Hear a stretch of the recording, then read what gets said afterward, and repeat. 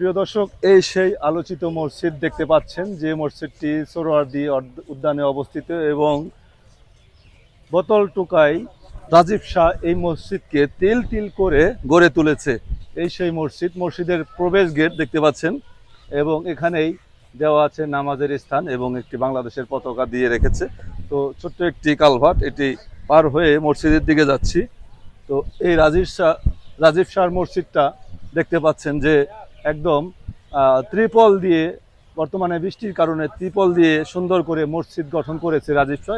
এবং এই মসজিদটি কিন্তু ইতিমধ্যে অনলাইনে ব্যাপক ভাইরাল। এবং সোহরাওয়ার্দী উদ্যানে এখানকার যারা জনতা বিকালে ঘুরতে আসে 3টার পর থেকে, আসরের নামাজ বা মাগরিবের নামাজটা এখানে পড়ে নিতে পারে, সেই রকম একটি সুন্দর ব্যবস্থা করেছে এই রাজীব শাহ, যে কিনা বোতল টুকাইতো এবং বোতল টুকিয়ে সে জীবনযাপন করত। এবং এটার পাশেই কিন্তু তার ছোট্ট একটি কুঁড়ে ঘর আছে, সেটাও দেখাবো। এবং এখানে যদি একটু দেখাই, এই রাজীব শাহ মসজিদে এই যে মাশাআল্লাহ এখানে কোরআন শরীফ এবং এখানে বক্স রাখা। মসজিদের ভিতরে যদি একটু প্রবেশ করি, তো ভিতরে এটি হচ্ছে মূল প্রবেশ গেট এবং এখানে জুতা রেখে ভিতরে প্রবেশ করা হয়। জায়নামাজ আজকে দেখা যাচ্ছে আরও কয়েকটি জায়নামাজ বেশি, মোট 1 2 3 4 5 6 7 8 9 10টি জায়নামাজ ইতিমধ্যে কিন্তু মসজিদে বিছানো হয়েছে। এবং এখানে অনেকেই এই মসজিদে অনুদান দিয়েছে, সহযোগিতা করেছে। এবং এখানকার যে সোহরাওয়ার্দী উদ্যানের যে যারা বিকেলে ঘুরতে আসে বা ব্যায়াম করতে আসে, তারা কিন্তু আসরের নামাজটা এখানে পড়ে নিতে পারে। এবং এই রাজীব শাহর মসজিদের যে অজুখানা, যদি একটু অজুখানা দেখাই, এই অজুখানা যদি দেখাই তাহলে এই পাশটায় দেখতে পাচ্ছি যে এখানটায় হচ্ছে অজুখানা।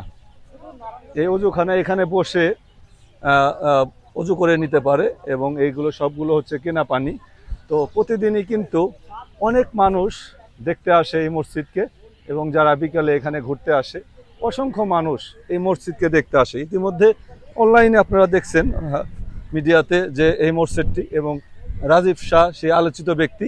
এবং রাজীব শাহর এই মসজিদে একজন ইমাম সাহেব রয়েছে, যে কিনা পানির ব্যবসা করে, পানি বিক্রি করে এবং তার পানি বিক্রি করে ছোট ব্যবসা করে জীবন ধারণ করে।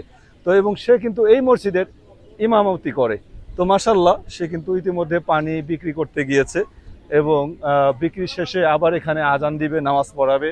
সে কিন্তু এখানকার ইমাম। তো এই মুহূর্তে উনি এখানে নাই। তো মসজিদটি কিন্তু এভাবেই দেখতে পাচ্ছেন, এভাবেই থাকবে। গত 2 দিন আগে আলটিমেটাম দিয়েছিল বিডব্লিউডি, যারা সরকারি কর্মকর্তা ছিল, তারা আলটিমেটাম দিয়েছিল যে এই সোহরাওয়ার্দী উদ্যানে এই অবৈধ মসজিদ থাকতে পারবে না। তো তারপর একদিন পরে রাজীব শাহ এটা নিয়ে তুমুল আলোচনা এবং ব্যাপকভাবে ভাইরাল হয়েছে অনলাইনে মিডিয়াতে, যে এই মসজিদ নাকি ভেঙে ফেলবে। অবশেষে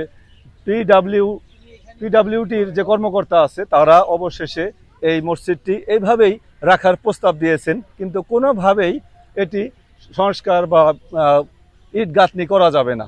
সাময়িকভাবে এভাবেই থাকবে, তাদের যতদিন ইচ্ছা নামাজ পড়বে। কিন্তু বিডব্লিউটির লোকজন যদি তারা মনে করেন যে তারা কাজ ধরবে, সেই ক্ষেত্রে এটা ভেঙে ফেলা হবে। আরেকটি জিনিস আপনাদের দেখাচ্ছি, রাজীব শাহর যে থাকার বাসস্থান, এমন জায়গায় বসবাস করে রাজীব শাহের যে বাসস্থানের যে গেট, এটি গেট, এখানে দেখতে পাচ্ছেন যে বাংলাদেশের পতাকা এবং এখানে বাংলাদেশ জাতীয়বাদী দলের পতাকা এভাবেই রেখেছে। রাজীব শাহ এই গেট দিয়েই প্রবেশ করে, এই 2 পতাকার ছায়াতলে দিয়ে এই ঘরে, তার ছোট্ট কুঁড়ে ঘরে প্রবেশ করে। এবং সে কিন্তু এখনও বোতল টোকায়, তার ব্যবসা কিন্তু সে ছাড়েনি, এখনও বোতল টোকায়। ছোট্ট একটি কুঁড়ে ঘর, এই কুঁড়ে ঘরেই সে এভাবে, গরম নাই শীত নাই, সে এভাবে দিন পার করে যাচ্ছে।